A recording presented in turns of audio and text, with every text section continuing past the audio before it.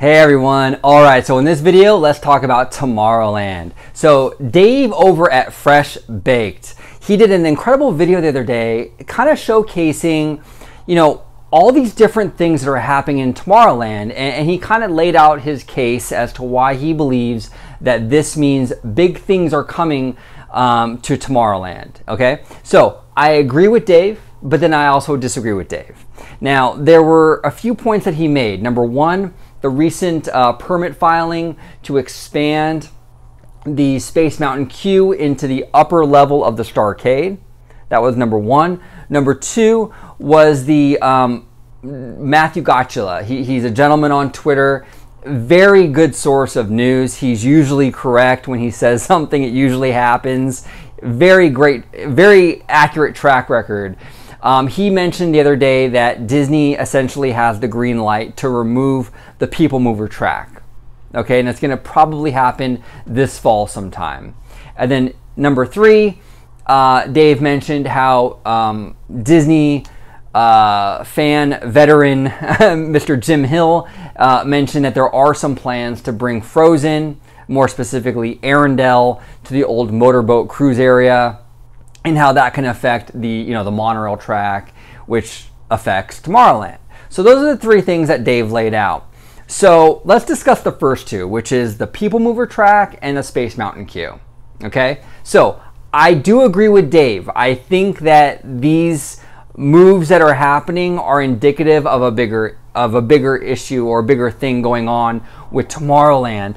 Where I disagree with Dave is I don't think it has anything to do with making Tomorrowland necessarily better or reinventing Tomorrowland or bringing about a new Tomorrowland. I think this is 100% about Star Wars Galaxy's Edge. In the past year or so, we've seen the entire park go through similar transformations. We saw Adventureland. They moved around their restaurants and shops and stroller parking to kind of make the walkway, less bottlenecked. We recently saw it again with Fantasyland over by the Red Rose Tavern, where they were removing planters so they can fit more strollers to kind of, again, ease congestion in preparation for Star Wars Land. Well, that's what I think all this is about. I don't think it's about making Tomorrowland necessarily better. I think it's about preparation for Star Wars Land. So you're probably asking, what in the world does reconfiguring the Space Mountain queue have to do with Star Wars Land? Well, that's a good question. What I think what they're doing is they're trying to maneuver the queue so it's more indoors, where the Starcade, the upper level of Starcade was.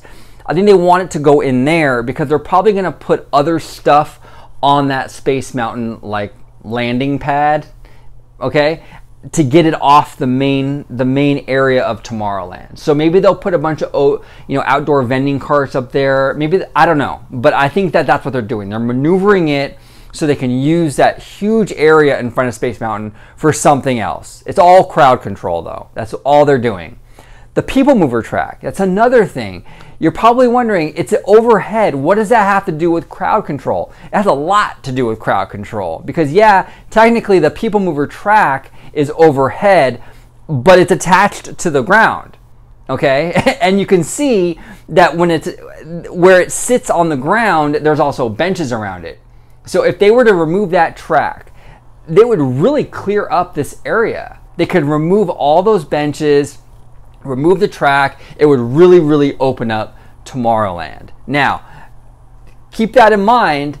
Let's rewind a few months and go to the Mice Age article. I think this is from October, where Mice Age was saying that Disney is going to remove or at least trim back those ugly, those god-awful rock things at the entrance of Tomorrowland because of, you guessed it, Star Wars Galaxy's Edge. So that's what this is all about. I think the trimming back the rock work, the removal of the People Mover track, the reconfiguration of the Space Mountain queue, it's all in preparation for Star Wars Galaxy's Edge. Do I wish it was something better? Do I wish we were getting a new Tomorrowland? Absolutely, absolutely. I'm right there with Dave on that. I wish that's what we were getting, but unfortunately, I really don't think that's what it is. I think Disney is trying to basically, you know, make it easier for crowd control when Star Wars opens, because it's going to be total chaos when that land eventually opens next year. Now, he also did mention a rumor from Jim Hill where they would be, you know, using the old motorboat area for Frozen, Arendelle. And then part of the Matterhorn would turn into Elsa's castle. With all due respect to Jim Hill, I love Jim Hill. I'm a huge Jim Hill fan. He's been in the Disney online community for a long, long time, decades. But his track record with speculation is not that good. And I think that I'm really doubting that Frozen rumor that was mentioned. I just am. I really can't see Disney doing that anytime soon, especially with Star Wars coming out. The last thing they want is a Frozen land or even anything under construction during Star Wars Galaxy's Edge. They want to make sure that this park has enough walkway and enough room where it's not crazy. So I really doubt the Arendelle rumor.